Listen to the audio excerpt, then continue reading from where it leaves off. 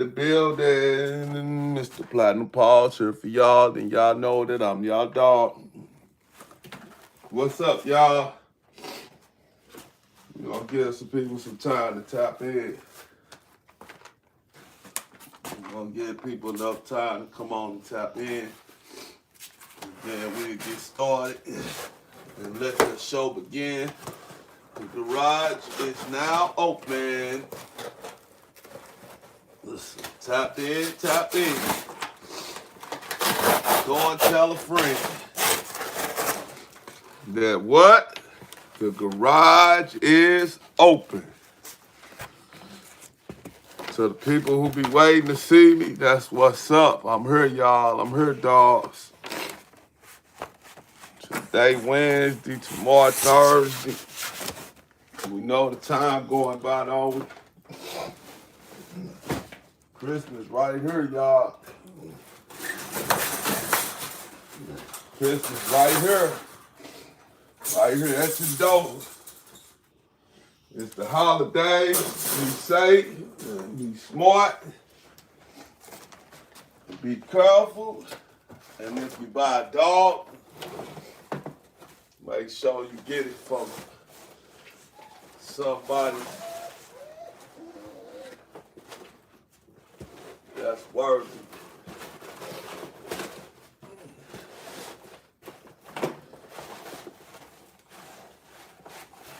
Yeah, get you a dog. You get you a dog. You get somebody a dog for Christmas. Do your homework. Make sure that whoever it is a dog person. And you ain't just forcing a dog on them. A lot of times we mess up when we just force stuff without communicating.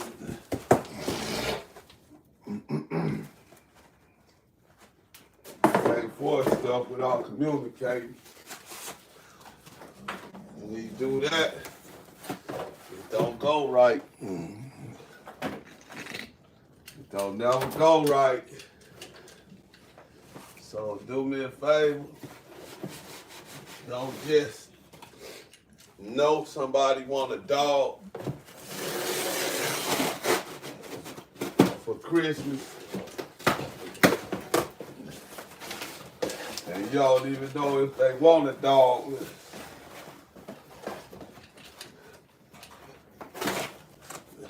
Don't just go and bring them no dog home and say, Merry Christmas, I got you a puppy. Don't do no shit like that for Christmas, y'all. What's up? We got our first viewer in. It look like. Welcome, welcome, welcome back. If you've been here before, glad to see you again. I was just saying it's the holidays. Be safe. Always be thinking. Don't leave your gifts in the car. Don't leave no gifts in the car, because it's the time of the year when they breaking their cars and they stealing. And you know, it's already hard for us. For a lot of us, man, it's already rough trying to get bills paid. Then we turn around for Christmas and go buy a nice expensive gift and leave it in the car because we trying to surprise somebody, and then bam, the crooks break in your car and steal your shit. So try not to leave your gifts in the car. If you got to, take them to a family member house. Take them to a friend house. Somebody you trust. But don't trust the trunk, please. Do not trust the trunk. I tell everybody that. Do not trust the trunk of your car. Because it's the holiday seasons and everybody can't get everybody's stuff like some people can. What's up? What's up, boy? Yeah, I heard it. I know it. I know it. That's right, boo-boo. Tell him. Tell him, Boogie Mama. Tell him, girl.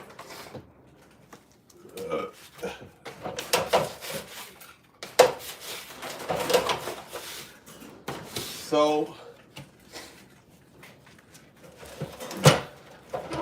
I ain't got my glasses on.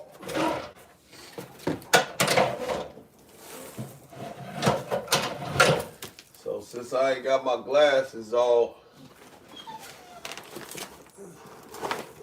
I have a hard time seeing sometimes. And I done fucked up and went and smoked one of them Snoop Dogg blunts. I went and smoked some of that shit Snoop Dogg be smoking. And I don't know where the fuck I put my glasses at. Damn you, Snoop Dogg. I had damn Snoop Dogg on that. I went trying to smoke that shit. He been smoking my motherfucking glasses.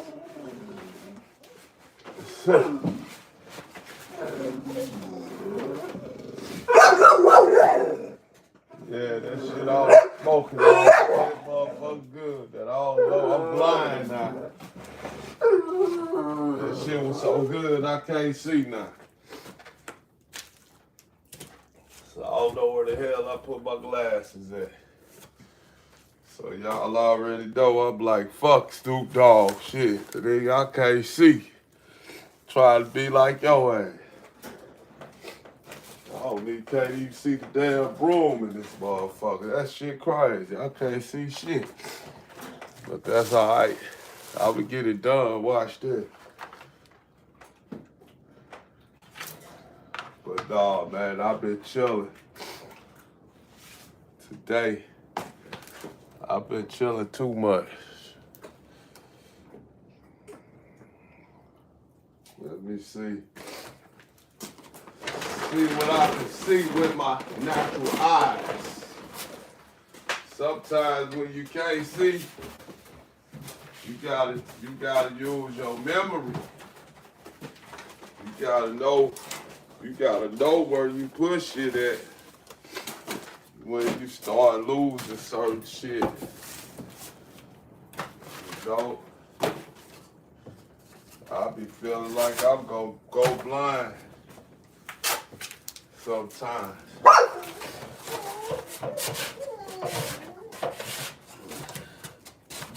And you know what? Sometimes like right now, can't see my glasses. I mean, can't see without my damn glasses. And this shit here really gonna be rough tonight. Cause I'm so used to being able to fucking see. I'm so used to having my glasses. But now I ain't got them. At times it's hard. And you know what? I'm the type of person that memorize telephone numbers. So in case I don't got my phone or something, I know my emergency numbers by heart. Cause you know when we start depending on these phones and shit, we got tendencies to forget numbers. Cause we depended on these phones. So I did the same instead of doing it, instead of using my damn, instead of just using the natural eye, I've been using glasses. And got dependent on them. And look at me now, I can't see. What I should have been trying to teach myself how to see without glasses. But you know what? What they said about glasses, about your eyes, they said people that's blind can actually see. It's a part of your brain that controls your eyesight. And when we go blind, we take that power away from our own selves because we tend to believe that we really can't see. So, hey, chill out, girl. So, we start believing that we really can't see, and then we don't be able to see for real. That's what they say. How true it is and all that. I can't say what the truth to it is, but sometimes I can see with my glasses, and then sometimes I can't see with them, so I don't know. I think that is halfway true. Y'all already know how we take a lot of stuff away from ourselves anyway, just on our own. We rob ourselves all the time because we don't want to believe this or don't want to believe that, or you know. And so what we be doing is we just be robbing ourselves. So you gotta believe in yourself, fellas. You got to believe in yourself. No doubt. No question, no doubt. Now this one, of course, is gonna be wider. Bam. Okay, so we just gonna double down. We gonna double down with this right here. I'm gonna make sure. We just gonna double down, just like that.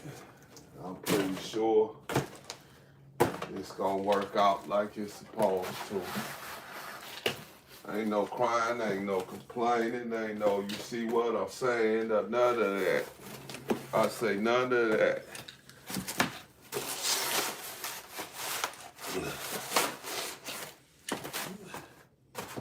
They say they big gangsters, big gangsters, big gangsters, big gangsters.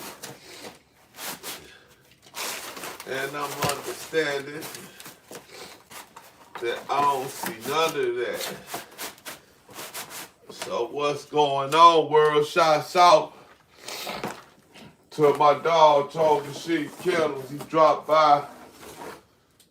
He probably knew I was in our sleep. And dropped me off a goodie bag. I appreciate it. He gave me some of the motherfucking grandmama. Some of them grandmama oatmeal cookies, and believe it or not, they're my best favorite oatmeal cookies in the world. Yeah. Love grandma oatmeal cookies, boy. You just don't know.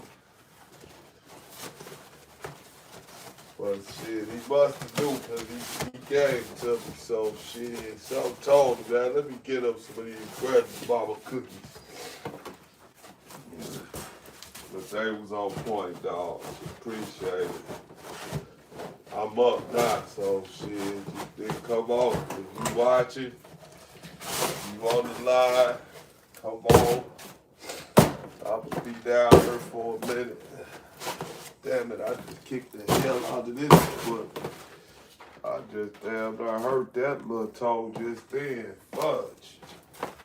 Fudge popsicles on a Sunday, boy. I just kicked the shit out that toe, boy.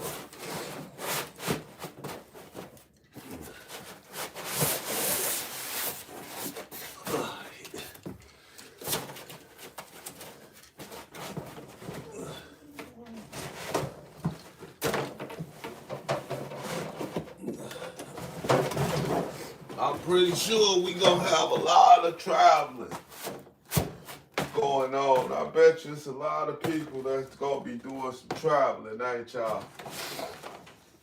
If you all here and you traveling, man, hit us in the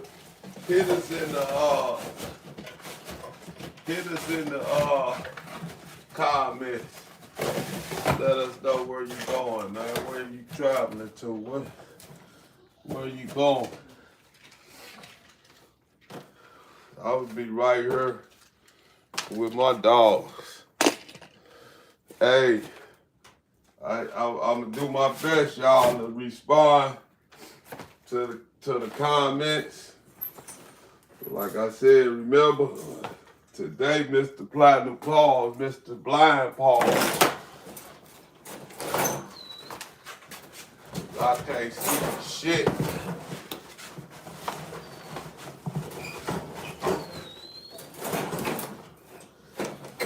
See some stuff, but I can't see everything.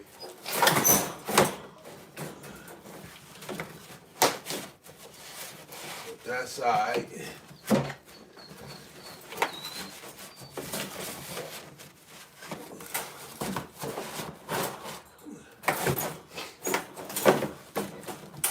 I'm trying to actually close up this gap. So I'm over here fighting with cardboard right now. You know, you got some people told me, said I was infatuated. What's my infatuation with cardboard? Boy, you have some people that can say, they know how to say some bullshit. They told me I was infatuated with cardboard. They said, what's this big infatuation with cardboard? And you know what? People that say stuff like that, it already tell me they the ones that don't need a lot of dogs and cats. Because if they ask me, what's my infatuation with cardboard, that tell me one thing. If they had a whole bunch of dogs and cats and pets, oh, that shit'll smell hard. That shit, you go in that shit, it'll probably damn near kill you. That's what that tell me. That they somebody who shit you don't want to go in. When they got a lot of animals. Hey. Everybody that's watching, that's been with me, they know I put that heat in her. A lot of people tried to dog me. I was talking about the dogs gonna freeze. It's too cold. It's a garage. And then whoopty wop, bang, boom, bop, zoom, zam, all that above. Check me out. I ain't got nothing on my head. Shit, I damn near came here and started sweating. So yes, it's warm in here, y'all. So that's a plus. That was one of my biggest worries. Even if I don't talk about it or if my pride if my pride sitting out far. Of course, we men are very prideful. So even when we wrong, sometimes we ain't gonna want to accept we wrong. But right now, I'm gonna be a man, and I'm gonna say I was worried about the cold. But man, God blessed us. It ain't cold in here at all. I mean, period. It's warm enough in here, but they done came in here and started fucking up. It was so warm. This motherfucker just doing whatever. They just done their thing. Earlier they was laid back and chilling and quiet and cool. They quiet now, but they was quiet earlier, but they hadn't fucked nothing up like they done tonight. They just came tonight. I guess I fed them too much. That's why I hate feeding puppies a whole bunch of damn food, because when you feed a puppy a lot of food like that, they gonna let it out. But they gonna let it all out. You ain't got to worry about it, wondering if it's gonna come out. But this gonna come out and this gonna come out. Like, hey, like Superman come out. So yeah, you don't want that.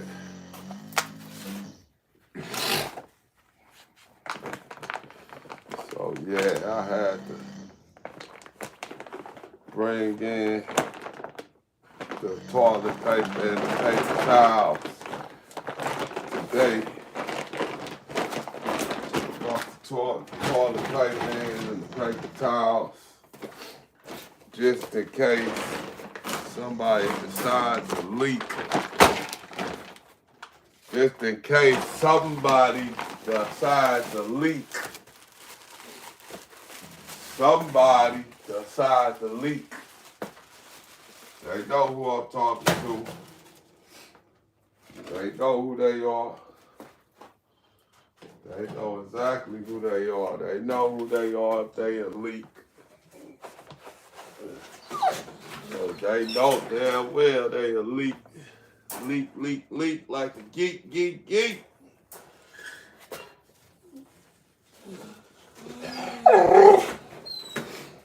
What's up, Crooked? Y'all know, new name Crooked. It was Crook. Just added ED to it, the end of it. Crooked.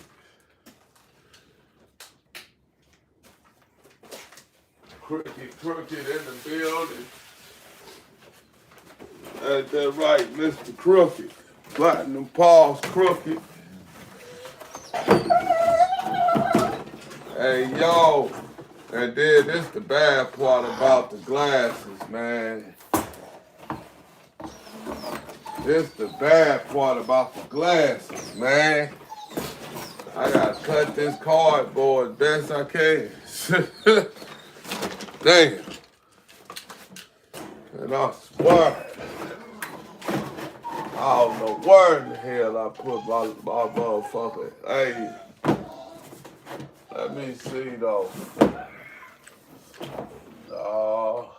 I don't know.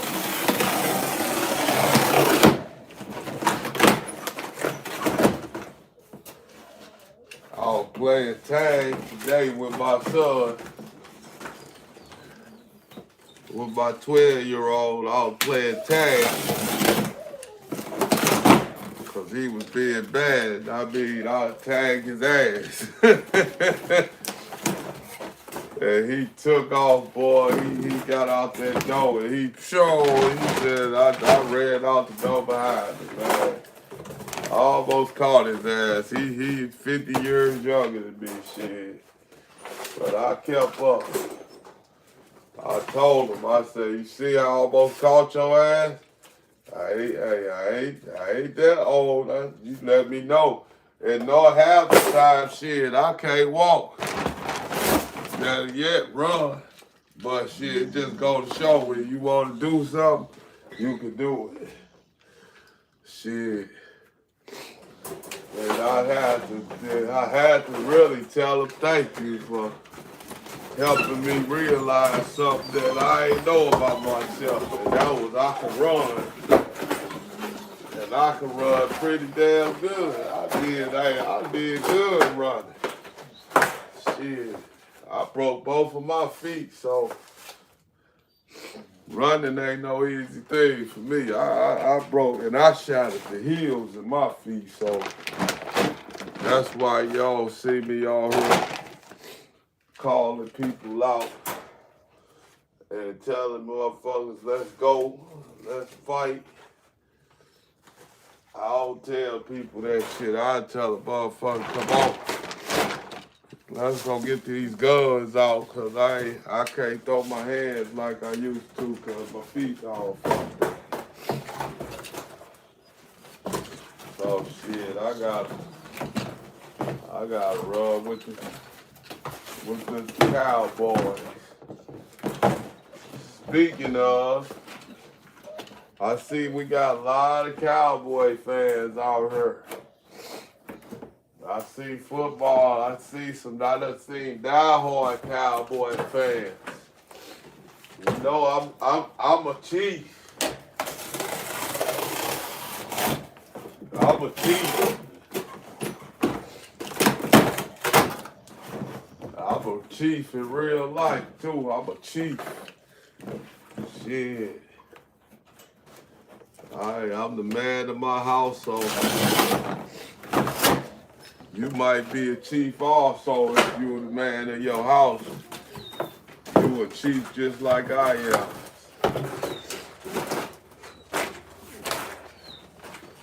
What I be chief fans we got though.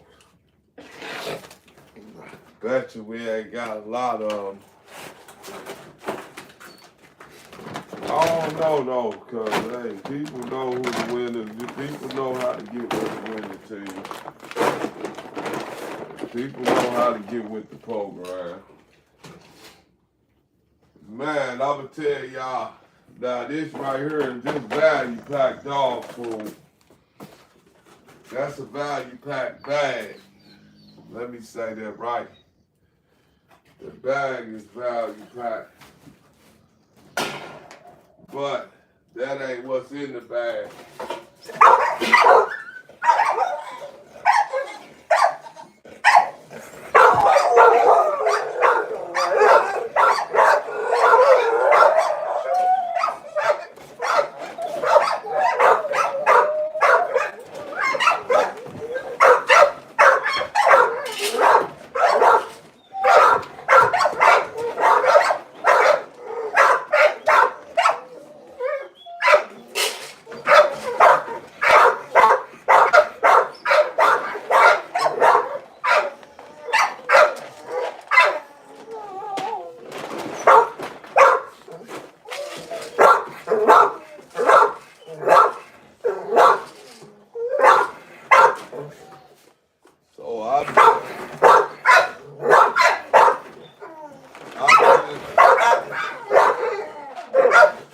I've been feeding these dogs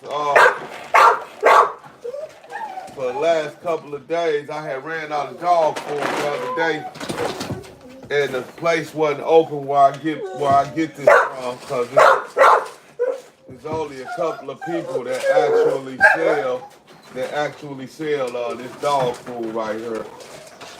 So it's only a couple of people that sell value pack dog food. And they was closed. So I had to get something that was similar to it.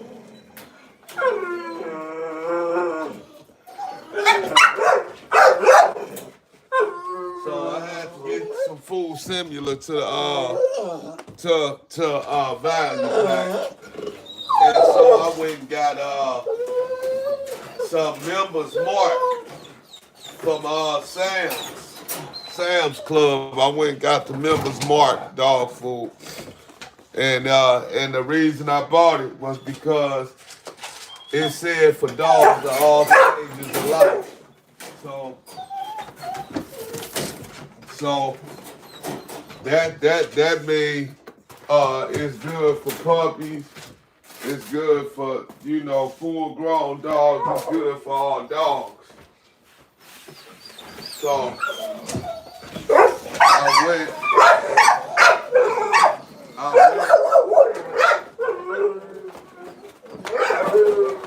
Stop, man.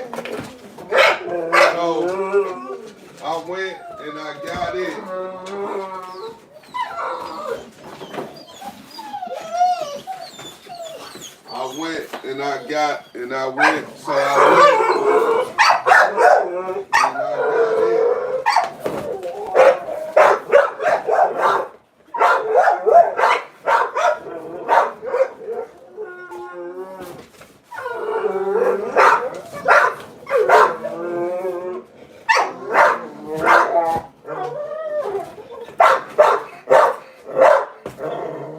Shut up. Shut it up. Shut up.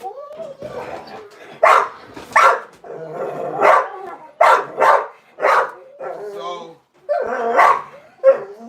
I went and got members card, which is a Sam's Club product. Fed it to them, and they actually ate it and they liked it. So what I did was just gradually took them off of took them off the value pack, or just took a break with the value pack. I want to see what it do. And so I took a break with the value pack, and I've been giving them that. And they actually like it like a mug. That's what's funny. Get back. Hey, look at this.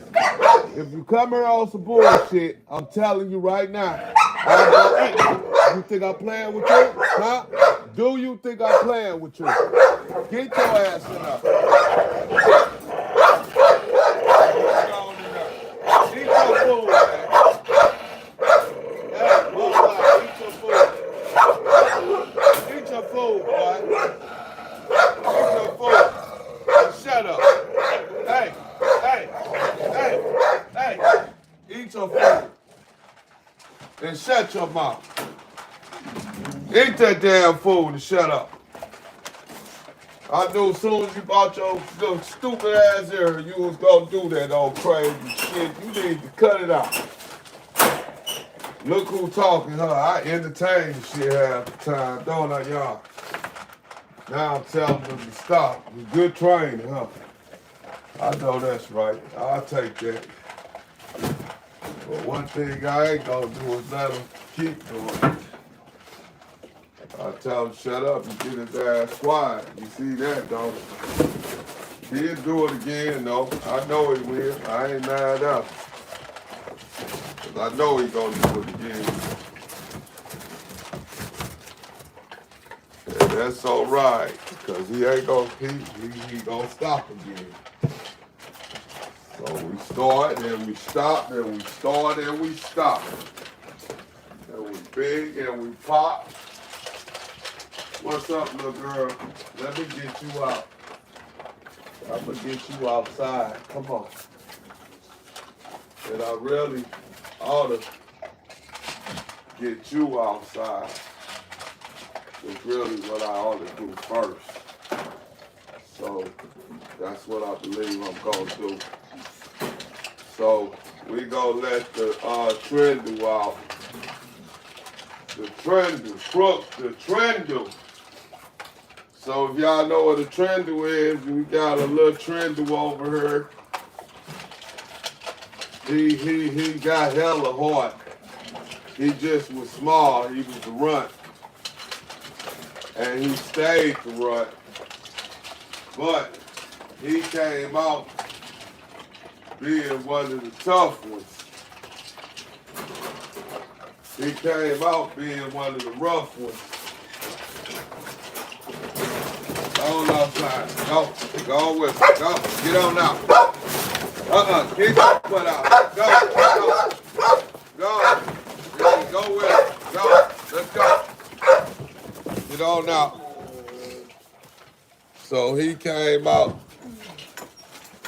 Let me lock this door while they out there. So he came out to actually be tough. He ain't come out like like those super duper scrunt. He just was a runt. Let me see who we got with us today, man. What's up, Darrell? Darrell E, I'm here, bro. Hey, man, I ain't got my glasses, so if you see my forehead, that's because I'm in. Rans 50. Yeah, you can tell me a quote, man. Come on with it. The first guy he said, can I tell you a quote? Man, I'm always open for quotes. I just wonder what the quote gonna say, cause boy, hey, look, ain't no telling what you might say to me over here, cause they be riding my ass like a motorcycle. But if you got a quote you want to say, go on and say it, man. Hey, I'ma just cross my fingers and hope that it's something that's so good it ain't gonna be all. Yeah, you know what? You stupid and your dogs is fucked up. You got them dogs messed up. Or no shit like that, cause yeah, my dog's rough, I'm rough. So you can expect it. I ain't gonna lie to you. Shit, I'm rough and they rough. And I wouldn't have it no other way. But yeah, I'm gonna be waiting on that quote. So if y'all see him on there, tell him to give me the quote. Give us the quote. Give us the quote. Give us the quote. What's up, man? I see we got some people watching and clocking. What's up, y'all? Do me a favor. Stay on here for 1 minute, man. Give me 1 minute of your time, okay? If you want me to walk around and show you something, you want to see the dog, just stay on here for a minute, man. I'm telling you, and I'm going to tell you why, because I ain't no faker. And I ain't scared to ask for what I want. But what I be needing y'all is YouTube is set up off of time duration as well. When you doing YouTube creations and you're a YouTube creator, how long a person watch your video is very important because they want you to have a certain amount of hours watched before you can get in position on anything else. So you gotta have people gotta watch for, sometimes they may want you to watch for 4 hours. Sometimes they may only want you to watch for 3 hours. 3,000 hours, but a lot of times they want you to have thousands and thousands of hours. So if you get 20 videos and they watch them for 20 seconds and 10 seconds and swiped off, you good for the view. You gonna catch the view, but you are not, your duration of watch time, it ain't gonna go up and be too much of nothing because people came and went. And I guess if you want somebody to come and stay, give them something interesting to watch, huh? I try my best, and I tell people all the time on this channel, this is a channel that you just ain't no telling what's gonna happen. You just gotta be on board and watch it And then it ain't no telling. I'm telling you, and I'm just cause we done, man. I got videos on her with real live gunshots.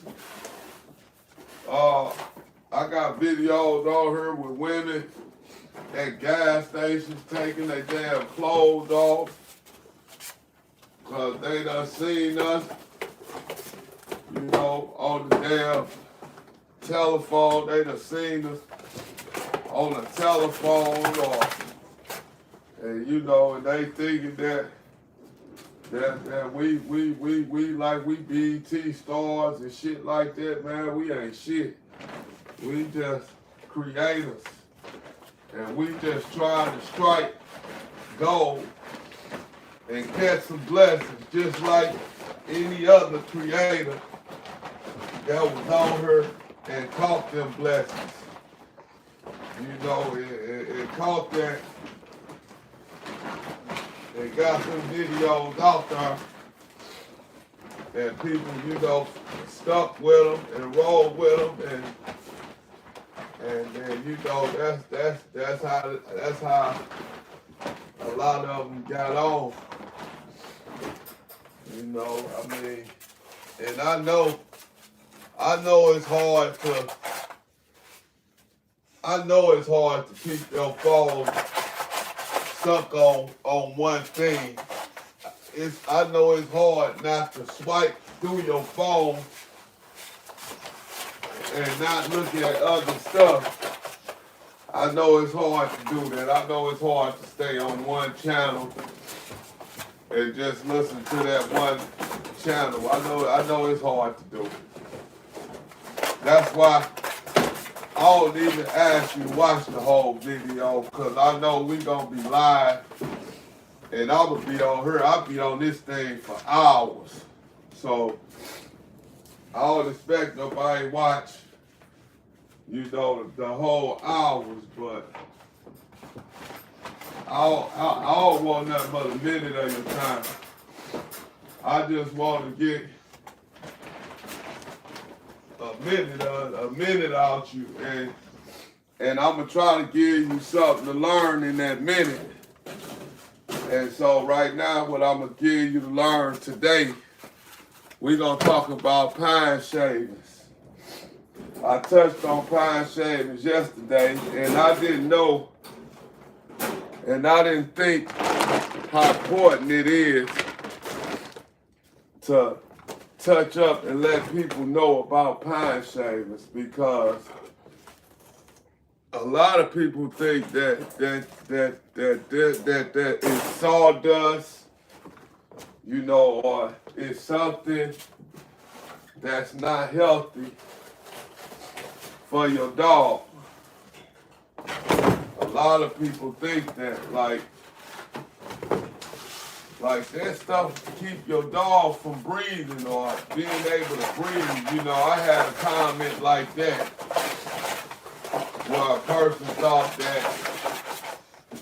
that you know, this stuff mess with a bully breathing, because one, they already a bully.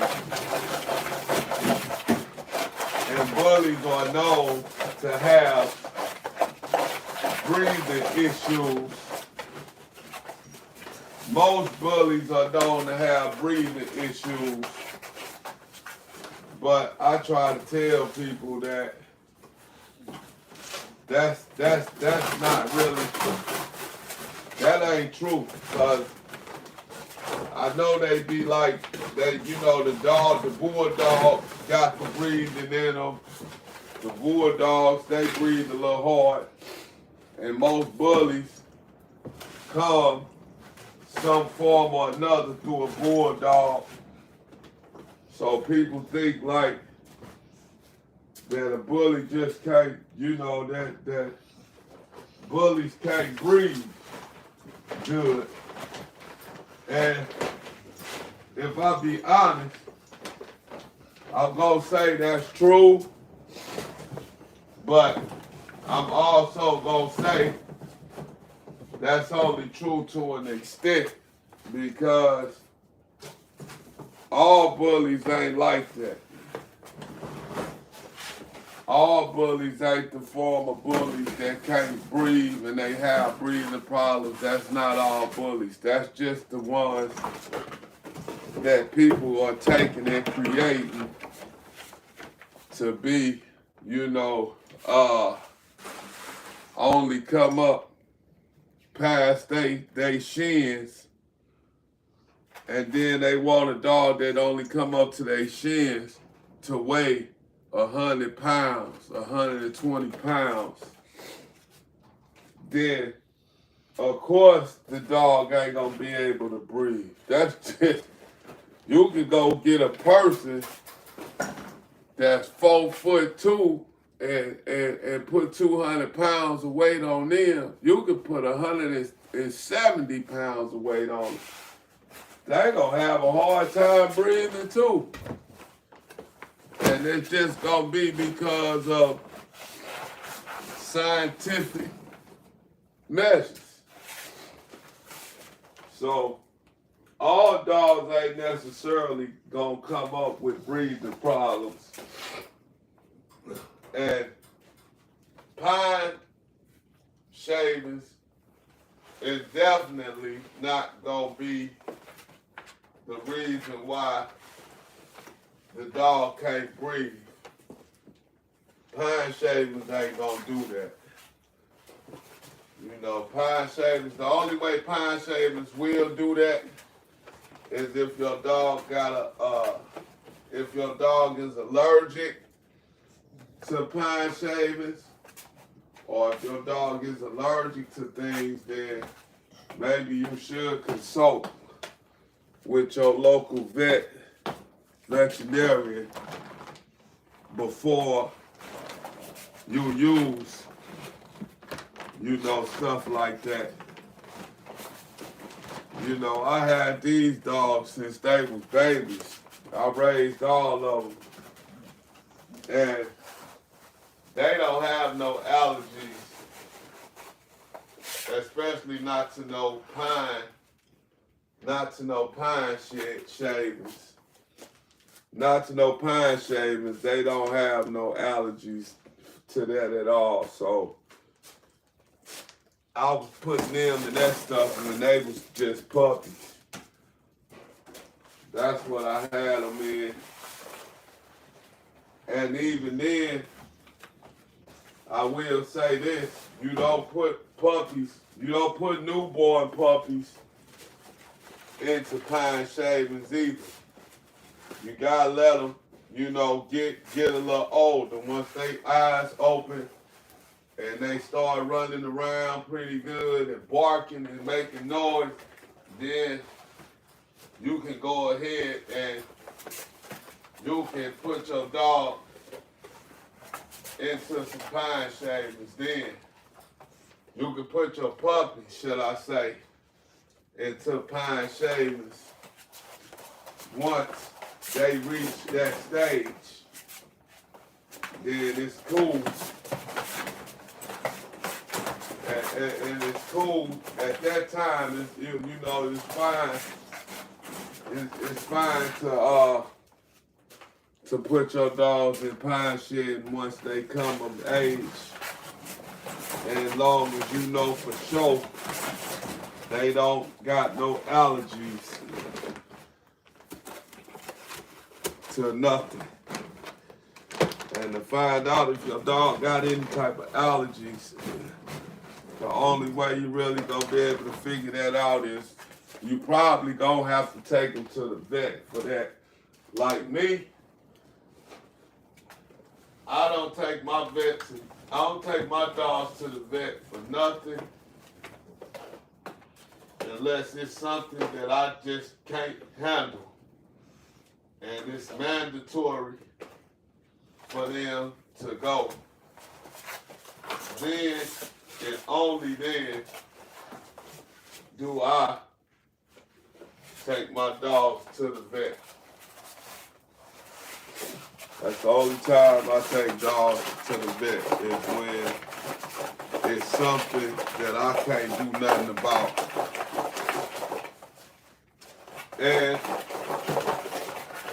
the only other time The only other time outside of that I take a dog to the vet is when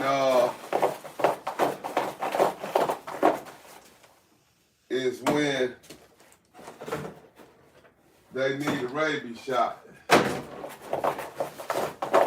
That's another thing you can't do on your own. They know themselves.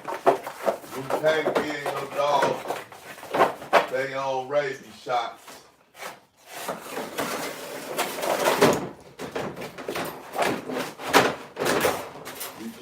You cannot give your own dogs their own rabies shots. So when it comes to rabies shots, I take my dogs to the vet. When it come to something that I just can't solve, or if the dog not getting better, when something going on, then I take them to the vet after I try to make them better and it don't work. Then I take my dog to the vet. But most of the stuff that dogs go through that people don't really know is a lot of times dogs heal themselves. A lot of times dogs know how to heal themselves. They know exactly what to go out and eat in the grass.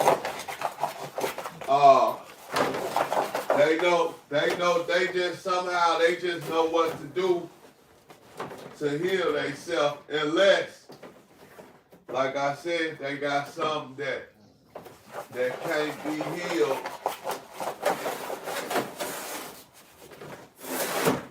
Now, if your dog got worms,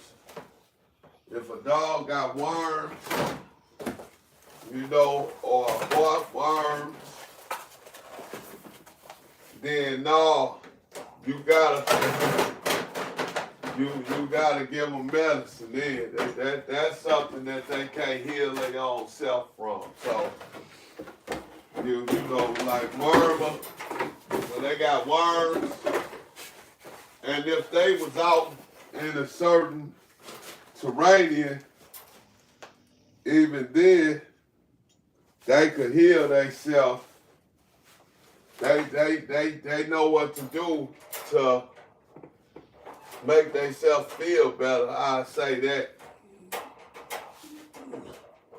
But a lot of times, and a lot of dogs, they know what to eat. They just got something in them that heals them, and I can't say what it is or what it's called or any of that. I can't do that. And I ain't gonna sit here and try to make up no story and make up something, and pull y'all legs and shit to make y'all think I know more than I know. Cause I don't, but anything, if I have to give anybody any type of game about how to make a dog feel better, or come out of being sick, the best thing you can do for your dog is the best cure for a dog, period, even after the medicine. The best cure for a dog, what I came to learn dealing with dogs all my life, the best thing to learn is, the best cure is happiness. If you got a dog that's sick and you just, you roll with them, you keep them right, they'll get better because they happy.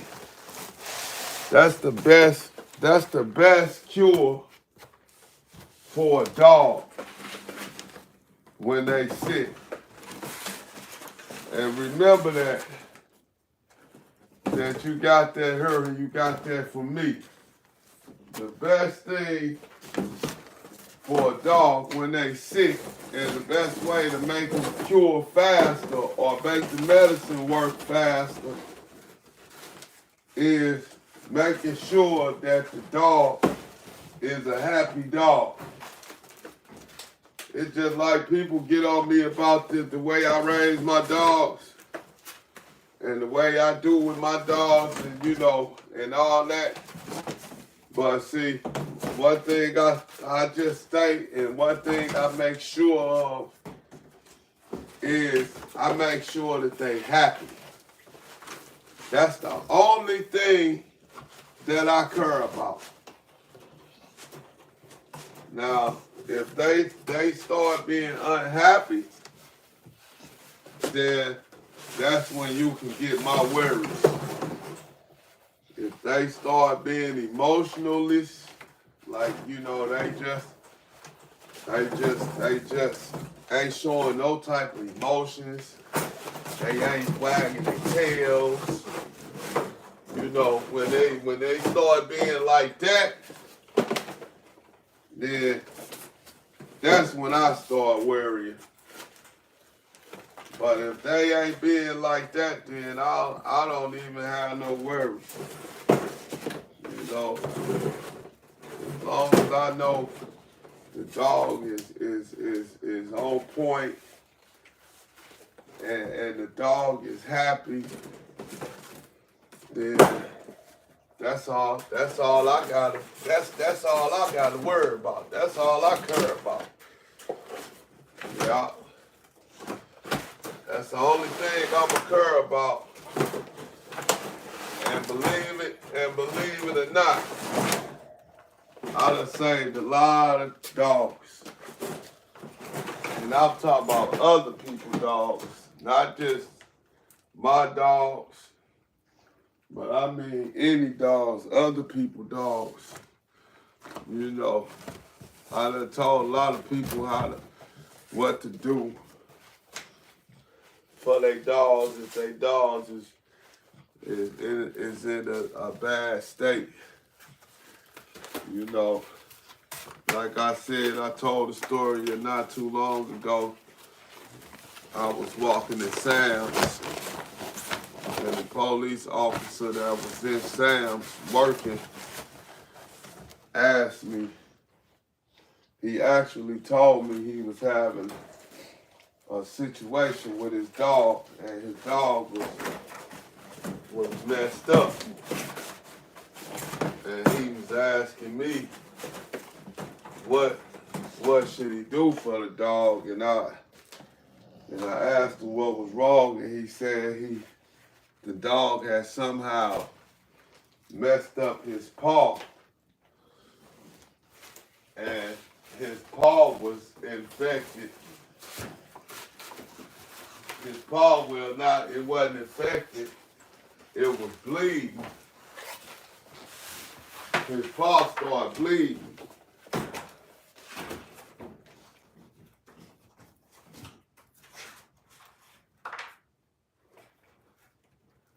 His paw started bleeding. And he told me his paw was bleeding, and he wouldn't leave it alone. And he kept on biting at it, and he kept on messing with it. So he made the paw situation worse. And he was like, so what do you recommend me to do?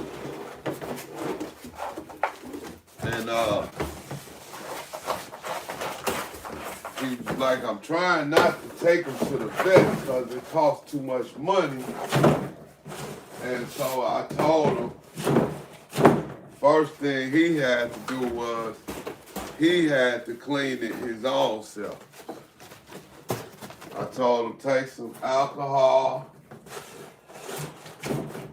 take you some peroxide, and take both of them and clean it with the alcohol first, the peroxide, because alcohol don't hurt dogs when they got open wounds. It don't burn like it do a person. So long as it ain't nothing that's cut open way too deep, and it's cut open to the point to where it needs stitches, you know, or something like that. And even sometimes, even when they need stitches sometimes, or it seems like they need stitches, you can still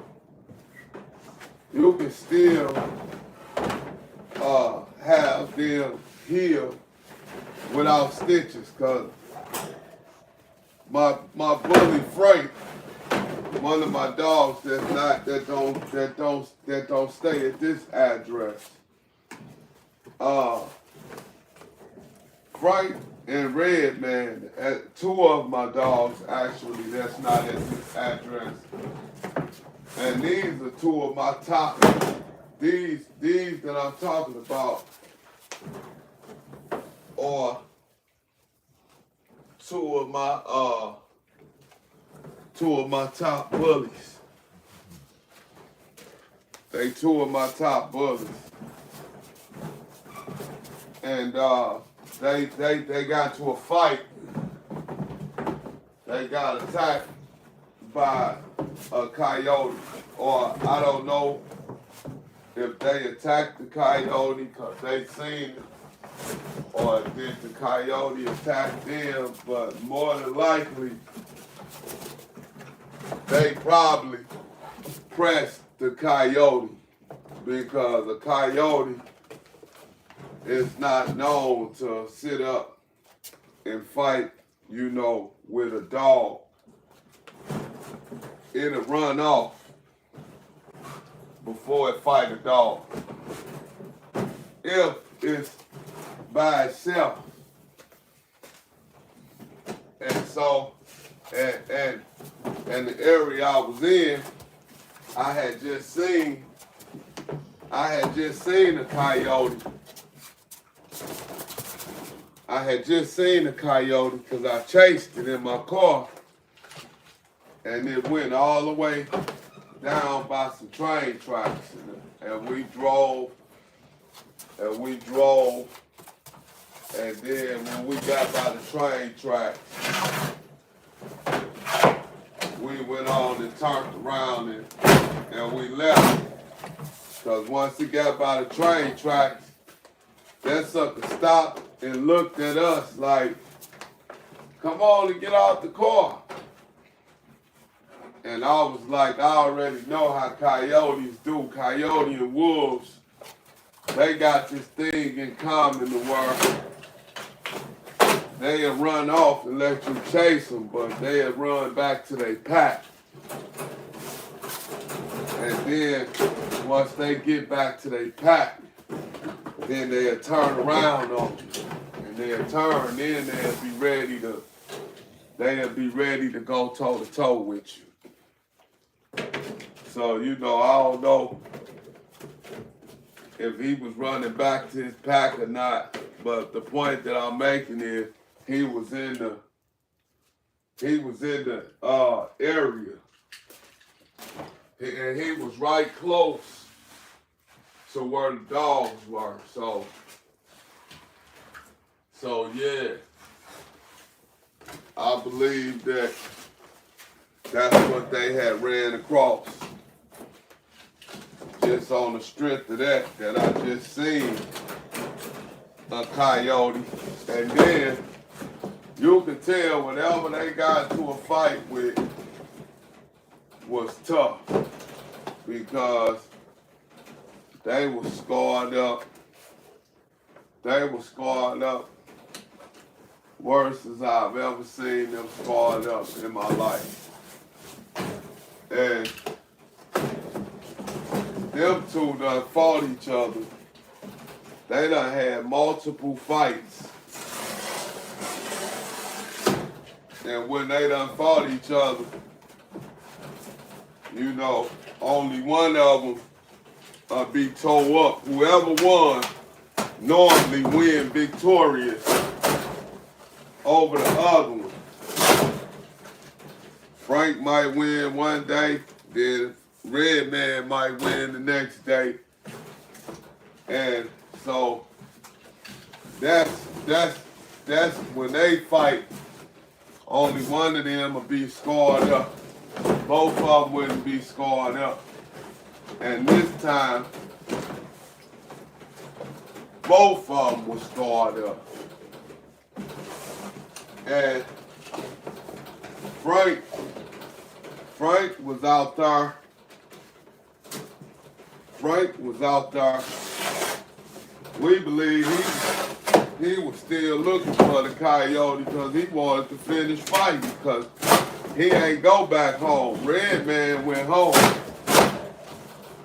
And so my guy, he was out there steady trying to find Frank. I mean, he found Frank, but he was steady trying to find Red Man. And he couldn't find Red Man. So he went on back and took Frank home. And when he got home, Red Man was sitting in the cage. Red Man was sitting in the cage licking all over himself. And he was cut up and beat up real bad. And so, but he went back home and Frank didn't. So, after that happened, he called me and he was like, man, these dogs done got into a fight. And I said, they got into a fight. He said, yeah, man, they got into a fight. I said, oh, yeah. I said, shit, put them up. And he was like, man, it was pretty bad. And I'm like, and you know, like I told you now, these are a couple of my top dogs. He was like, man, it was pretty bad. I was like, it was pretty bad. He said, yeah. He said, this was bad as it's ever been. So I said, okay. He was like, man, you need to come and see him. So, because I don't know if they need to go to the vet or what. So I told him, all right. I shot over there. And sure enough, when I got there, they was beat up bad as I ever seen them. And they done fought each other. They'd fight, then they'd get along. Then a few months later, they'd get into a fight again. But I know my dogs, because I raised them through all their puppy stage. And I never stopped going to see them. So they know that they actually my dogs still. And so I looked at them, and yeah, they was beat up. They was beat up, like he said, more than they had ever been. And so we took them, and Frank caught the worst. Frank caught the worst of it because Frank his shit was open, his neck was open all the way to where you could see the white meat. Like, fuck the pink meat. His shit was busted to the white meat, like they say. And I ain't gonna lie, I wanted to go find that damn thing and kill him. And so he kept telling me like that they fought. And I told him like, man, they didn't fight. And he was like, you can tell they fought, look at them. I said, man, listen, they did not fight. I told them, I said, man, they didn't fight each other. I said, because if they would have fought each other,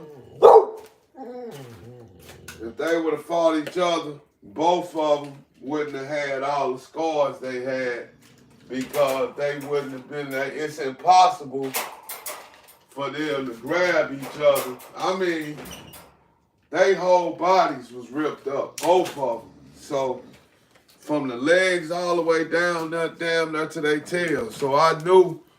And then when they jump the gate, they don't fight each other. They don't do that. When they jump the gate, they be together. They don't go against each other. And so that's what made me know that they didn't fight each other, because they was out the yard. And I told them, I said, man, that was that coyote. Because they teeth, the gashes was too, that it was too big. It was too big. It was too big to where you could tell whatever got to him really got to him. So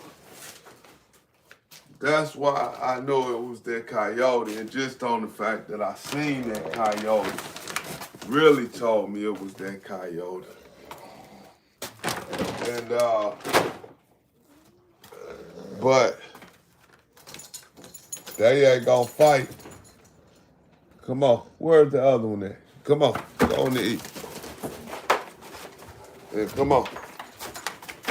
Get on there. Come on, you going up here to eat. Come here. Come here, boy. Come on.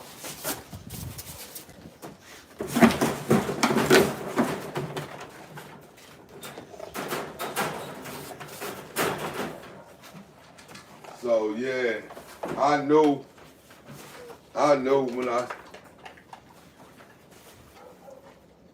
when I seen them that was that motherfucking coyote.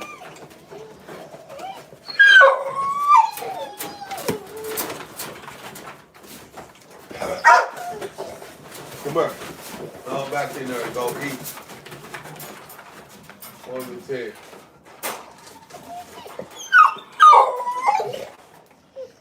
And then, how else I knew that it wasn't no, and the reason why else I knew they didn't fight each other was because they ain't fought each other since. Ever since that happened, go outside. Ever since that happened, they never fought each other again. Go. Come on, girl, go. Get outside. Go. Come on. Would you go? Come on, mama. Go. There you go. Good girl. Go on outside. Go. So, you know, and how I knew, how I really know that they ain't fight each other, man. They hadn't fought each other ever since then. They never fought each other again. So that told me alone that they had a fight with something else, and it actually made them bond. And even outside of making them bond, you know, they just been good with each other. You know, they ain't tried each other no more ever since then. So that told me that they had got a hold to something else. And then when you go out there and look, like down the street, it's a creek over there. And when you go down the street and go down there by that creek, it was a lot of blood on the ground, like a whole bunch of blood on the ground. So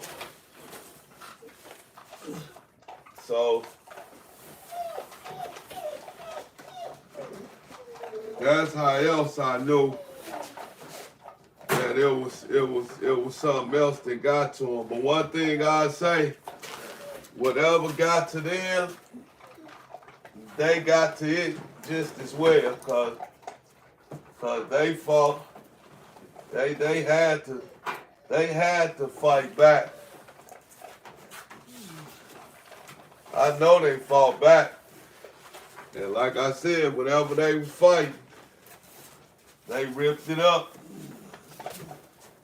Cause it ripped them up. And it ripped both of them up. So I know damn well they was fighting. And all three of them was fighting for their life. Cause I know them dogs was trying to kill whatever that was. Cause I know my dogs. I taught them that shit. I taught them how to survive. You know, when they ain't got nobody around them. I teach, man. I walk dogs and I teach, man. You'll be surprised the shit I can teach a dog. And I'm just not just saying that. I'm saying that because I mean that.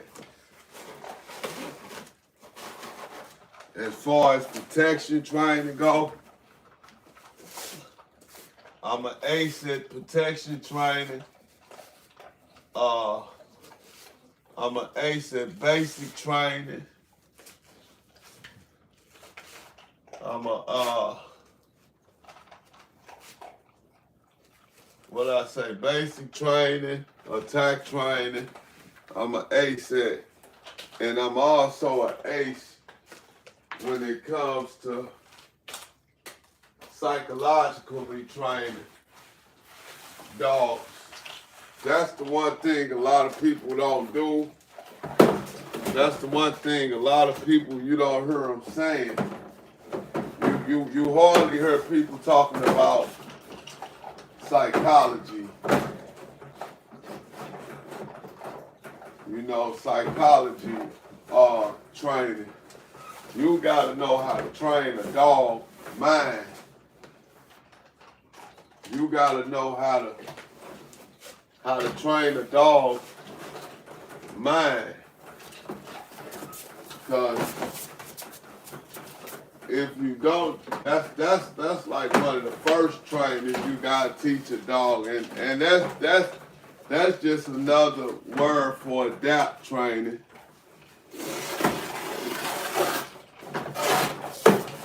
That's all that really means is, you know, it's the same as kennel training. Kennel training to be kennel training to be a part of psychology training, because you want your dog to go in the kennel, and you want your dog to be able to go in the kennel and be comfortable in the kennel. You don't want your dog going in the kennel and barking for 15 hours. You know, 15, 20 hours all day long while you're in there. You got some dogs that'll bark and won't stop. And won't stop barking. Now, if you got a dog that do that when you got them in the kennel, then you need to take them out, and you need to teach them how to adapt first. And that ain't no easy training. So if I had to tell you and give you a free training tool on how to do that, I would tell you this. The best way to kennel train any dog, a puppy, or whatever, any dog that's not used to being in a kennel, the way I'm going to tell you to train a dog like that, the way you train dogs to be in their kennels like my dogs are in here, Your best way to do that is you gotta have more than one dog. You gotta have a dog to be in the kennel with them. And I don't mean in the exact same kennel with them, like living in the kennel with them, but you want to have a dog in the kennel next to them. Preferably an older dog that you done taught it already. Or that's when you play on the fact of the roughest dog. The roughest dog you got being the roughest dog you got, meaning that he's the alpha dog. I'm sorry. You want to take your alpha dog, or whichever dog gets control, whichever dogs all the other dogs like to follow up behind.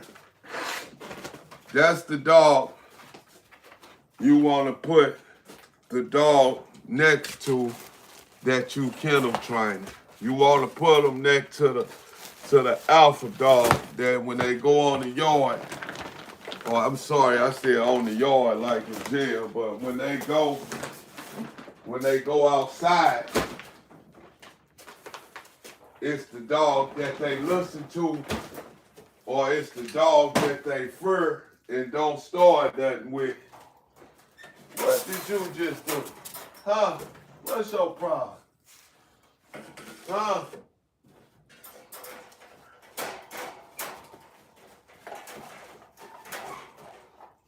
So you know that's the dog you wanna.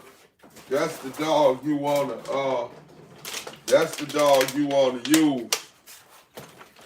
You wanna use the alpha dog because that's who we go copycat off of. That's who we go try to be like. So that's the dog you want to use. That's the dog you want to use to make the new dog follow suit. Once you see and notice that that dog understands that this dog is the alpha dog, then that's the dog you use to train the new dog with. And that's the simplest way to kennel train a dog. But now, if you a person that say, okay, I don't want two dogs, and you just want one dog, because two dogs is too many for you, but you want one dog, then you got to have this dog kennel trained. Now you talking a different type of training. The way you do that is you're going to have to use repetitions. You're going to have to do repetitions. Everything with a dog is consistency and repetitions to make them just get into the mode of doing it. You may make your dog stand up and sit down 20 times in a row with the same treat, and then you give him a little piece of the treat that's not satisfying. You give him some shit that he can barely taste. So then now he ain't satisfied. He wants some more because that wasn't enough to satisfy him. So when you do that,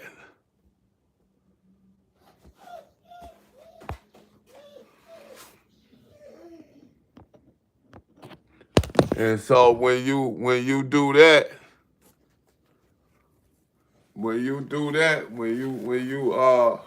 give him that little treat, he ain't gonna be satisfied but you just made them do 20 repetitions. You made them stand up and sit down 20 times with that same little piece of treat. And it wasn't nothing but a little piece. Like I was just saying, because I don't know if y'all can hear me or not, but that's called repetitions. And that's called consistency. You making the dog keep standing up and sitting down, but you teaching them how to sit down. So now you got them just doing this. Standing up, sitting down, standing up, sitting down. And then you give them just a little bitty piece. Don't give them no whole tree. Give him a little bitty piece, because now he going to want to earn more of the treat. He going to want to earn another piece. So he going to do his repetitions. He going to do them again. And you just keep working them like that, 10. And then when you get to a point to where you do it again and he don't do it fast, and he look at you and you know he do it, but he starts slagging, you stop. Take the dog right then and go put him in the kennel. And anytime you put your dog in the kennel, you give him a treat. Or you exercise them so hard to where they don't feel like breathing and biting and barking to get out that kennel. They just want to lay down and go to sleep. That's how you kennel train your dogs. So if you heard that game that I just gave you, and you know you trying to teach your dog how to go in the kennel, hey, or how to, you know, do what you tell them I just told you. So, and you always leave them in the kennel for 20 minutes or 30 minutes. Come on, y'all. You leave them in there for 20 or 30 minutes. You go on yours. Leave them in there for 20. Go eat, man. Get in there, eat. Go, your food in there. Go. Oh, I see. I'm sorry. All right, hold on, dog. I told you, man. Hey, come here, girl. Get in there. Go. Get your butt in there. That's how quick I lose my doggone mind. I'm thinking the dog had damn food in there. But you had your dog doing it.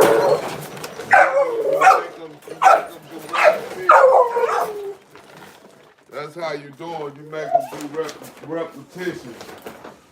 And he gonna keep doing it. He gonna keep doing it. He gonna keep doing it. He gonna keep doing it. And once you do that, believe it or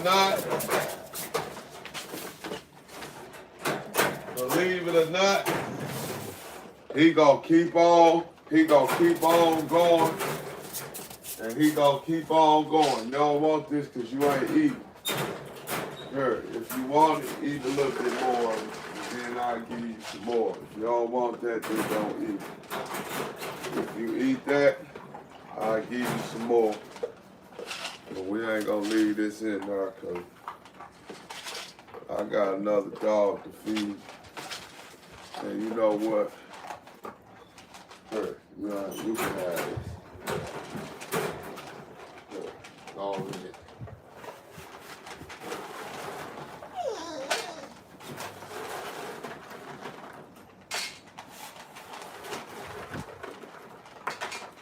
Okay, it's like yesterday. I don't know if y'all, I don't know if there's somebody out here that was on here yesterday when I was messing with the Trendu dog. Okay.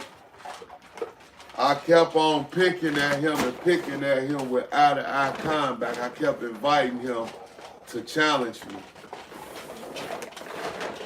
And he got confused. And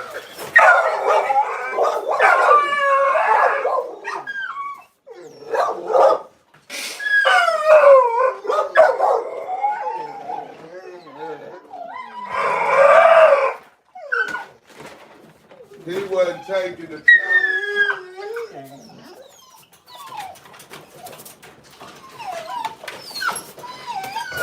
Hey, chill out. And so I made him challenge me. I made him challenge me, and he wasn't challenging me out of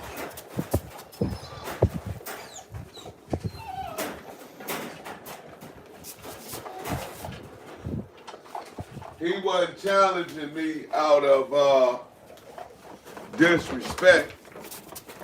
He was challenging me out of confusion because I confused him. I confused him and I threw him off. And he ain't know what to do. He was lost, so he was like, shit, I'm gonna get you then. He ain't know what else to do. But like I said, he wasn't doing it because he just wanted to turn, and he was just awesome. You know what? I'm just gonna bite you. He wasn't doing that out of that. He did it totally out of being confused. He was just confused because I stayed in his face and I kept on messing with him. I kept on growling to him.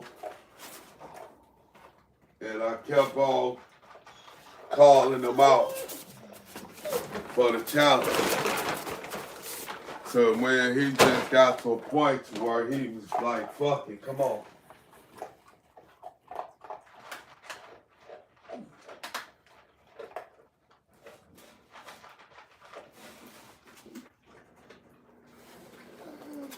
You know, he just finally was like, all right, come on, let's do it then. That's what his challenge was out of. It was out of confusion because I just kept pushing him over the top and just kept challenging him and challenging him. Like, come on. And you know, he like, oh, I don't really want to do this because I know this ain't the right thing to do. And he just kept looking confused, and then he finally said, fuck it, and he barked at me, but it was funny to me because I knew what he was doing it out of. I knew I caused and I made him do that. But I was glad that he showed me that fire in him too. Because I'm going to tell y'all about protection training. And let me see how many people on here in order for me to tell them about this protection training. I see we got one person on deck right now. We need to tap in. We need to get some people in, but it don't matter because I'm down to 14%, I believe, on my phone, and I ain't bring my charger, so. But it's a part of a dog, and it's called the fling, okay? Now, the fling is right in between. It's the bridge between a dog's nuts and a dog's butthole, okay? And no bullshit, no cap or whatever. But it's right there. And what you do is you take a stranger or you have somebody do it that you ain't gotta never worry about your dog liking, and you have them grab it and squeeze it, but not hard, but just a little bit. You grab it and squeeze it, and the dog will never trust nothing to nobody ever again, except for the person that feed them. Now, if you do that to a dog and you got a household, a family, I don't recommend you to do that. But if you somebody and you by yourself and you want your dog to be as protective as you can make it, you grab that fling in between that dog nuts. You look it up and you will see what it is. But that dog will never let nobody touch him ever again. He won't trust nothing and he won't trust nobody but the handler. That's the thing about doing that. And it ain't no game that I really tell people a lot. But that's one of the number one things polices do to their dogs. And that's why you see police dogs being mean like they are. Because of that right there. Yeah. That's why them police dogs be super crazy. Because they have, people to do that, to grab the dog there while the dog young too. You do it while they in puppy. Hey, what you doing? Huh? What you doing? What you doing? You use the bathroom. Why you ain't use it outside?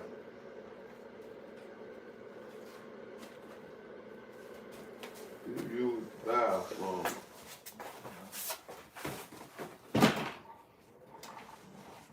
And no, it's not safe to set a heater on top of cardboard and leave it. Don't do that either.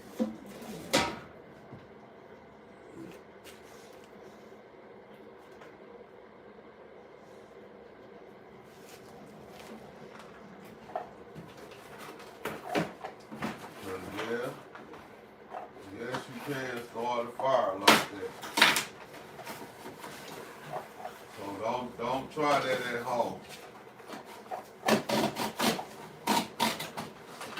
If you're a person that you forget stuff, then don't do that at the crib. Don't do this. Don't leave it on top of no cardboard, because it can actually catch on fire.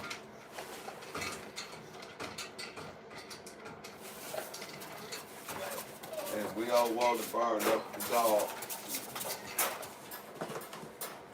Watch out.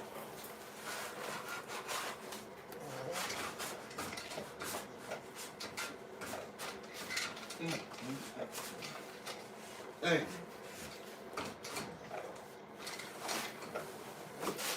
It would take you to do this, wouldn't it?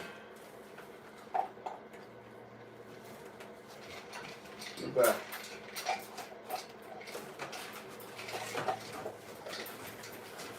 So yeah, that's a secret to making your dog mean as hell.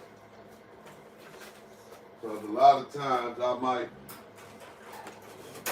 if I go and I go do that, if I go and do some protective training, if I go and do protective training like that, I do it so fast that they be like, damn, what you do to them? Sometimes they call me back and tell me that they can't touch the dog no more. Then I have to train them and tell them how to fix that. But if you tell me that this is how you want your dog, that's what I'm going to tell you, or I'm going to show you how to do your dog. Because that's what you asked for. Mo, little girl.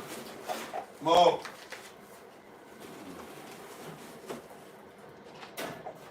Yeah, so if that's what a person asks for, and that's what they tell me they want their dog to just be mean then that's what I teach them to do a lot of times. That's the way you gonna make that dog be mean the way you want them. You gotta do that. You gotta do something like that. You know, you gotta. But like I said, also, the thing to remember is when you do your dog like that, he ain't gonna like nobody. Period. And it ain't gonna even be based on he don't like nobody. He ain't gonna trust nobody. That what I just told you to do, that's got more to do with trust than like. If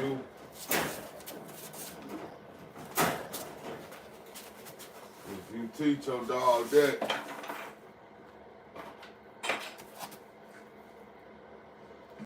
then you gotta be prepared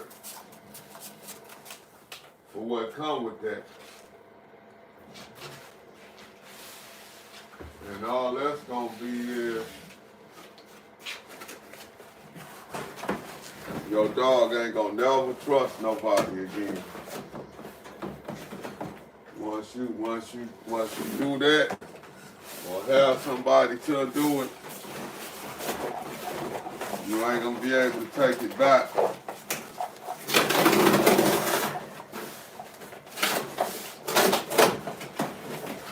But that's the secret to making your dog mean as hell. And that's the decision. That's what you're gonna have to know and ask yourself just how mean you gonna want this dog to be, because once you do that to him, all understanding go out the door. Ain't no more Mr. Nice Guy.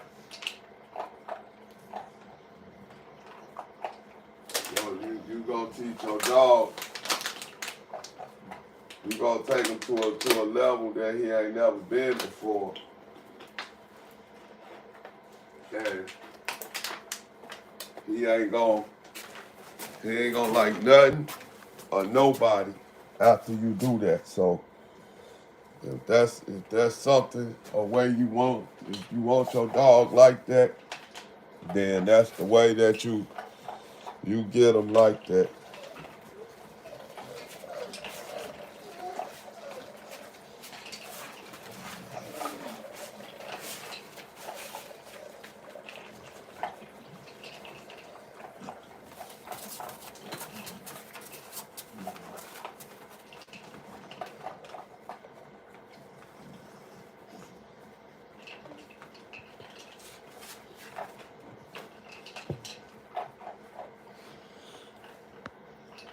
Yeah, that's the way you make your dog unforgivable, mean.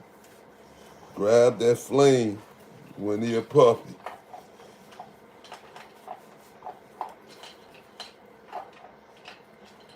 And please don't try it with a grown dog, unless you put a muzzle on him. Now you can do it like that. You can put a muzzle on him, and you can do it, and then you ain't gotta worry about getting bit. But that's the only way. That's the only way.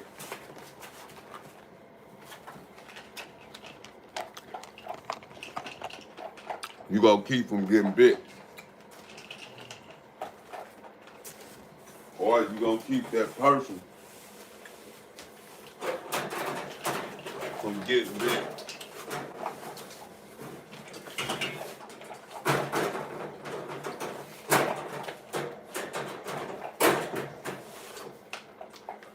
Yeah, that's the only way.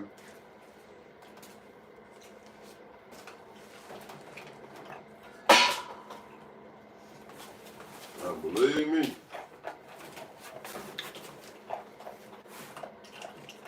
You know what I'm saying? That shit work. It worked. Yeah. When I tell you, that's some shit that'll make your dog mean. That shit'll make your dog crazy. Mean ain't the answer. You gonna make your dog crazy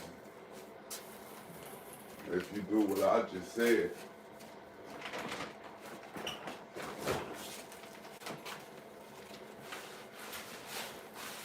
And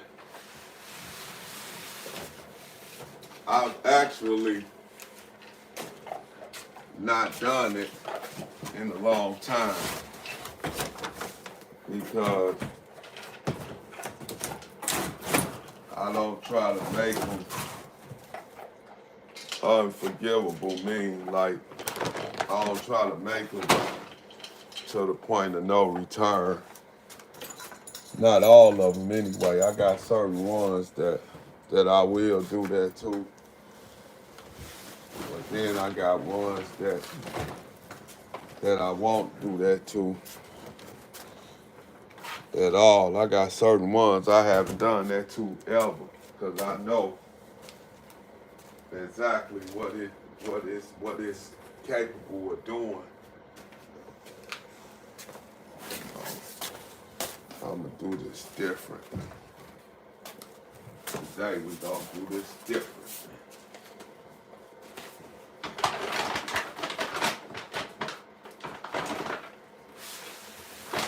But yeah, you can definitely take your dog and make your dog as nutty as you want him to be by doing that to him. I don't recommend it.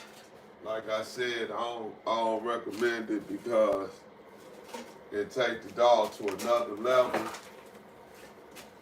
of anger.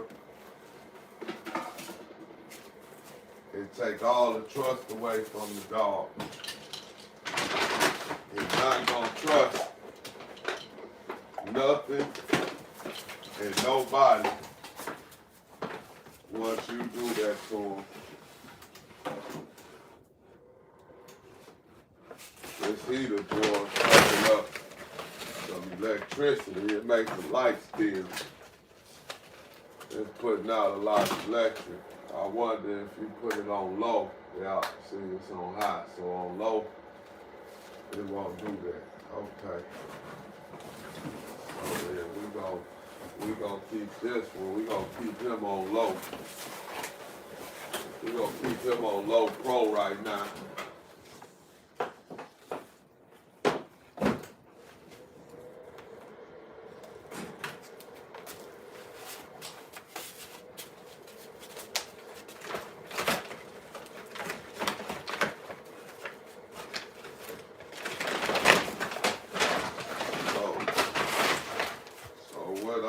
Right now is I'm finna let Colors out. And Colors,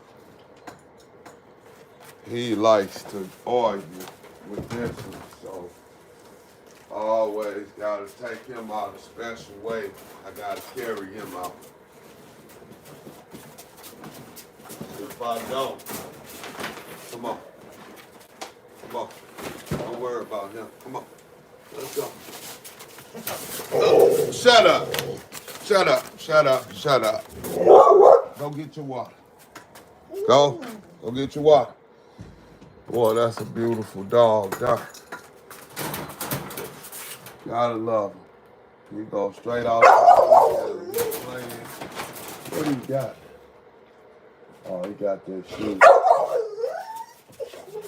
No, he got this black cat.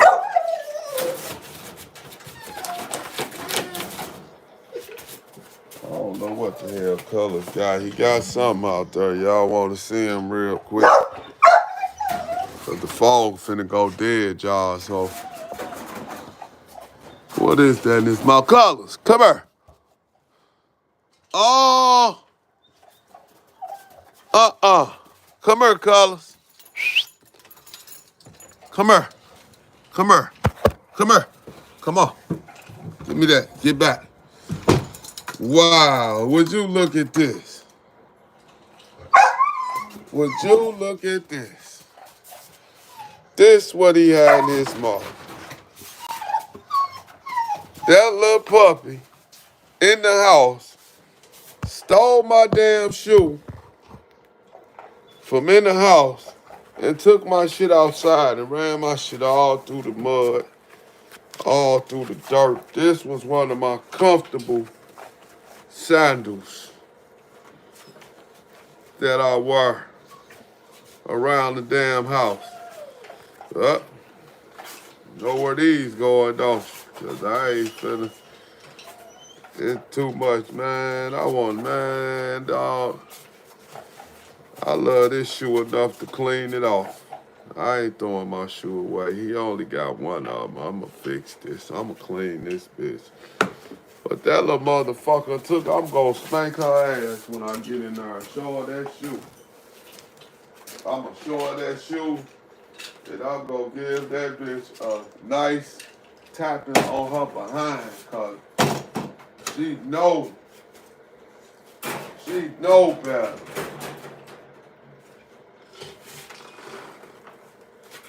I guess I thought she knew better. But it looked like she didn't know better, huh, y'all? I know some people think that shit funny. I know some people laughing their head off about that shit. That shit ain't funny. Shit. That shoe cost, that shoe wasn't free. And then not only was it not free, it was a damn gift.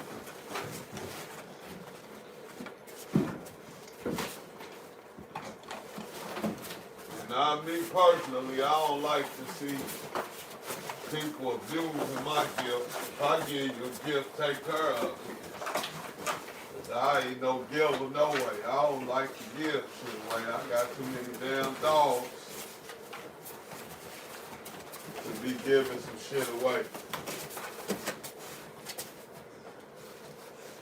If I ain't have as many dogs as I had then, I probably wouldn't mind giving stuff away. But shit, I got too many damn dogs to be giving shit away. Shit, everything I be having gotta go towards my kennel, man. Every time I get some money, it gotta go towards my kennel. I can't go to the clubs. I can't go to the bar. I can't go do none of that shit, cause my shit gotta go to my dogs.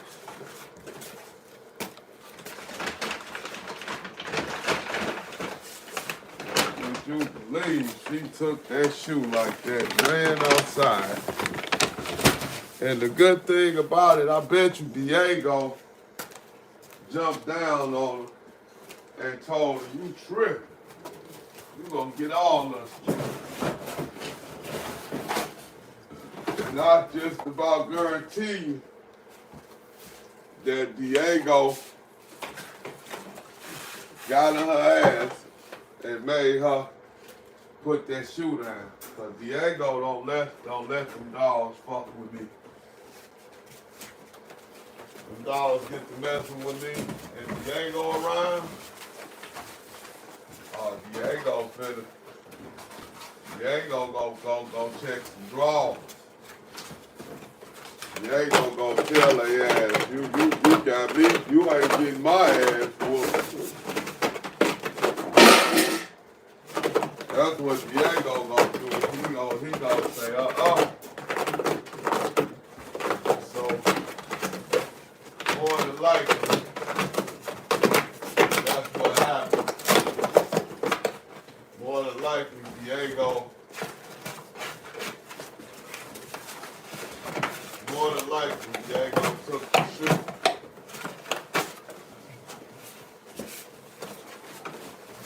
Or if Diego made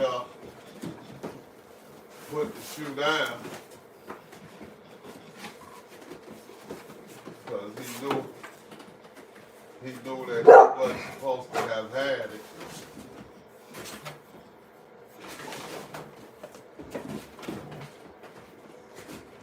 That's the one thing I love about Diego. Diego ain't gonna he ain't gonna play about me. That dog do not play about me. You mess with me, and he there. Oh man, you gotta kill him. And I ain't playing. I mean that with every word. You gonna have to kill Diego in order to get to me. He just ain't going. And I give that to being just the breed of dog that he is. The way that that's the way that they made that dog. That's the way they created the Barbel to be. They created the Barbel to protect whatever they love with their life. Yeah, that's how they was made. They was made to actually really damn near die for their owner. And that's how a lot of dogs are. It ain't just the Barbel, but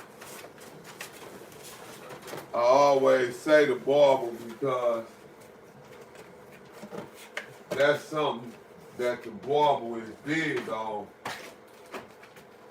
protecting their master. And they bigger on protecting their masters than most breeds are. Period. They some of the top most dangerous dogs when it comes to protection and guarding. They hit the top. And I mean with the best. And I mean out of every dog breed on the face of the earth, they one breed that was created to die for what and who they love. Yeah. So if you don't want to really get into no real dog smoke, don't mess with nobody dog. Don't mess with a Barbel owner. If you mess with a Barbel owner, you guaranteed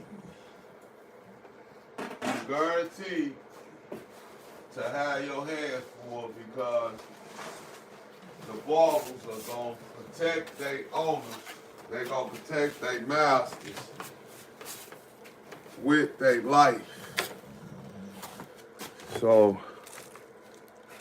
if you messing around with a gal and she on a Barbel and you going to see her and you know you like her, you better make sure that Barbel is socialized and make sure that he like you. Fuck him just being socialized. You better make sure he socialized enough. Or she, boy or girl, it don't matter. But you better make sure that that dog is socialized enough to where it like you.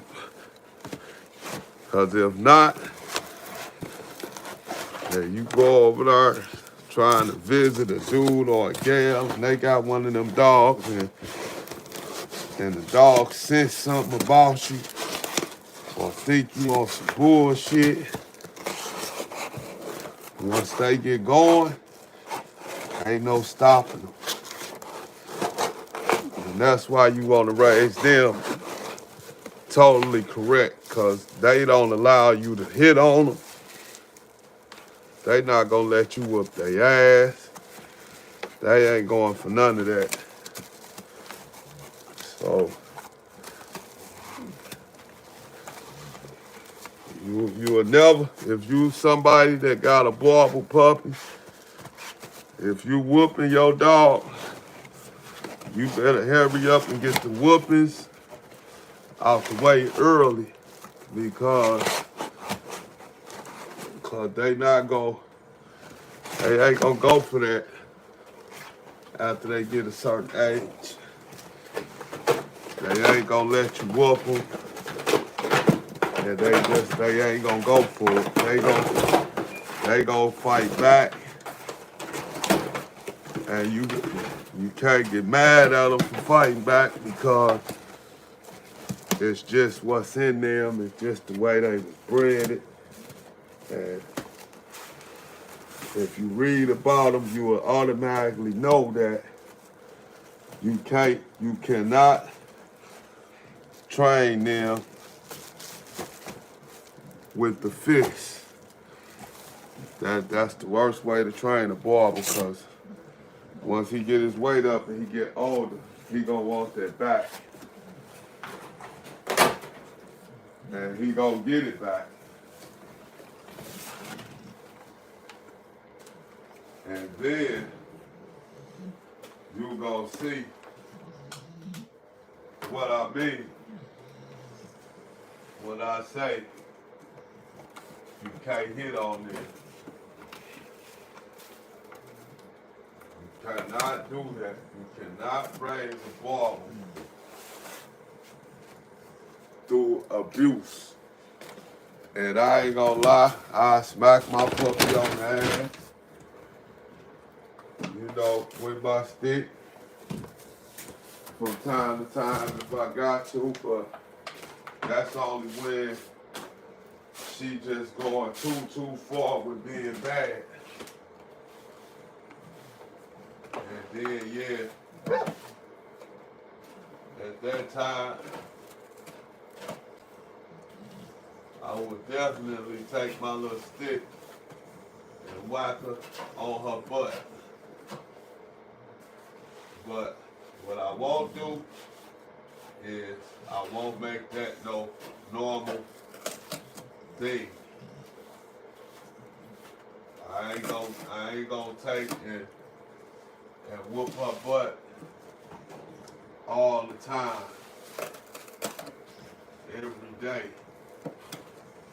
I ain't gonna do that, because like I said, they not gonna allow you to do that.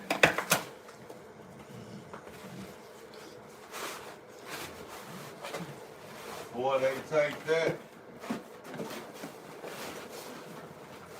believe what I'm telling you, before they take that type of abuse, they'll bite your ass. And they'll bite you, and they'll bite you for real. And they gonna bite you to let you know.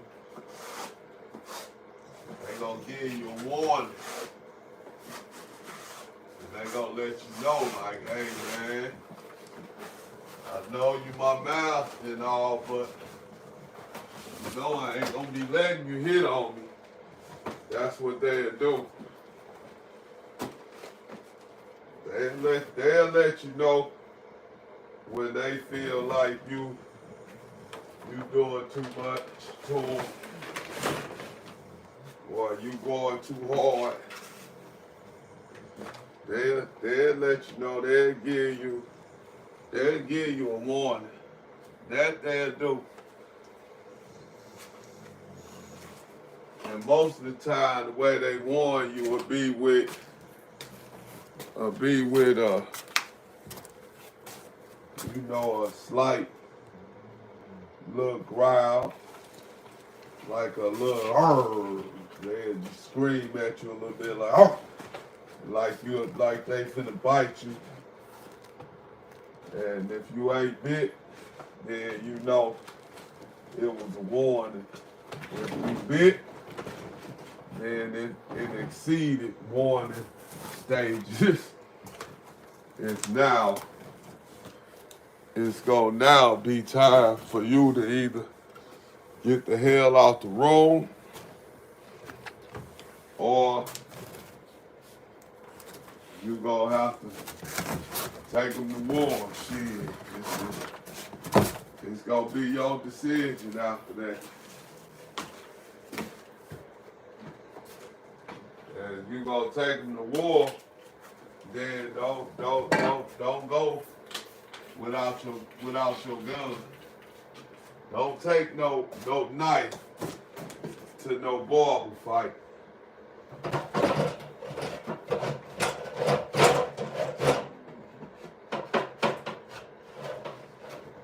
Don't take no knife to no barbell fight. Cause I'm telling you right now, if you do, you lose.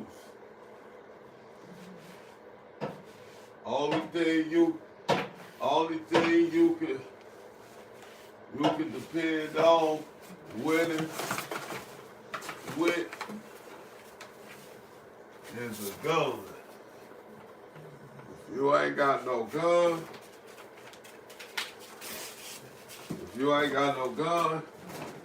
then you ain't gonna win against that ball with your hands. So your best bet will be to just not. Your best bet will be not to try to raise the dog with the fist. You can't do it. You gotta raise the dog with treats and proper training. You gotta do that with any dog, of course. I can hear a lot of people saying that you gotta just do that, period. Yeah, you do, but it's mandatory with raising barbels. I always tell people a barbel is a totally different dog from other dogs. And I know a barbel is one of the big dogs on the market right now that everybody getting and talking about. So, but if you don't know what you're doing, it may not be the dog for you. And I'm gonna tell y'all, man, that this thing, it's on 1%. So if they go off, y'all know what time it is. Peace, pause up, love y'all. Hope y'all stay for at least a minute. When you tune in, man, tune in for at least a minute. From now on, if you can, you ain't got nothing to do. Just tune in for 1 minute. That's all I ask. Give me 1 minute.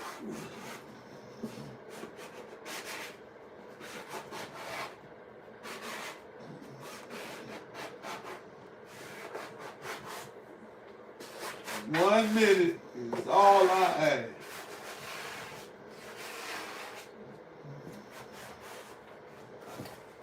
I don't want more than that.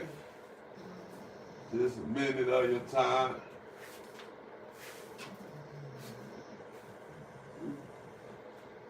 So I'm gonna take that. And that's another good thing about wood sheddings if you got your dog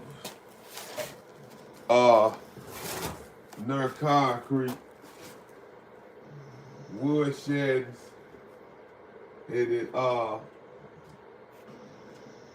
they suck up, they absorb moisture. So if the piss hit if you got it on your concrete and the pee hit it, it's gonna suck the pee up and it'll keep that pee from getting in your concrete.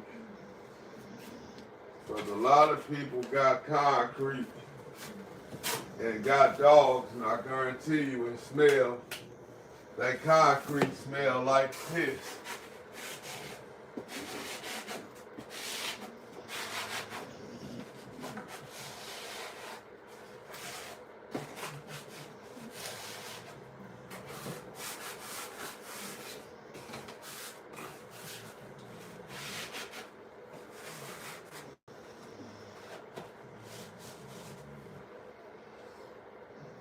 And you also